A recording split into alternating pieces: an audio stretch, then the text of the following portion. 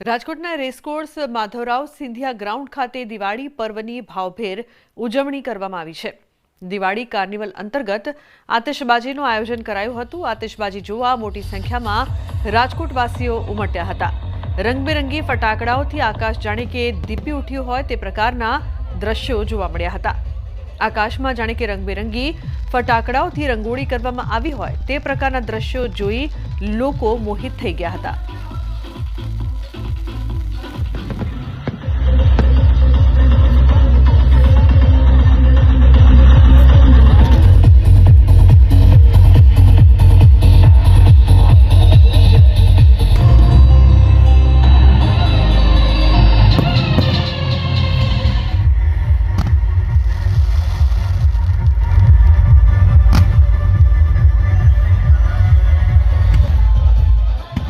રાજકોટ મહાનગરમાં છેલ્લા 35 વર્ષથી અમારા વડીલોએ ઊભી કરેલી પરંપરા એટલે દર વખતે ધનતેરસમાં સમગ્ર રાજકોટના એ સામાન્ય પરિવારથી લઈને અબજોપતિ પરિવાર હોય બધા ભેગા મળીને બાળકો અને પરિવાર સાથે રેસકોર્સના ગ્રાઉન્ડમાં ભેગા થઈ રાજકોટ મહાનગરપાલિકા દ્વારા દિવાળી કાર્નિવલ સંદર્ભે છેલ્લા 40 વર્ષથી એક પરંપરા રાજકોટ મહાનગરપાલિકાના ભારતીય જનતા પાર્ટીના શાસકોની રહી છે કે સ્વદેશી ફટાકડા રાજકોટ શહેરના જરૂરિયાતમંદ પરિવારો અને સમગ્ર રાજકોટના પરિવારજનો માધવરાવ સિંધિયા સ્ટેડિયમની અંદર વર્ષોથી અમે આતશબાજી કરીએ છીએ।